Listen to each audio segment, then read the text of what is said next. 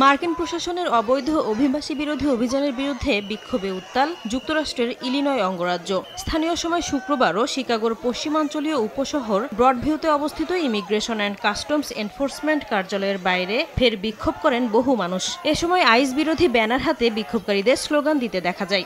এক পর্যায়ে পুলিশের সঙ্গে বিক্ষোভকারীদের হাতাহাতিরও ঘটনা ঘটে। ঘটনাস্থল থেকে বেশ কয়েকজনকে আটক করে আইনশৃঙ্খলা বাহিনীর সদস্যরা। এর আগে গত রোববার পুলিশ ও আন্দোলনকারীদের মধ্যে সংঘর্ষের ঘটনা ঘটে। সম্প্রতি ফেডারেল এজেন্টরা সেখানকার বিক্ষোভকারী ও সাংবাদিকদের ওপর কাঁদানে গ্যাস সহ বিভিন্ন রাসায়নিক পদার্থ ব্যবহার করেছিল, যা নিয়ে মামলাও দায়ের করা হয়।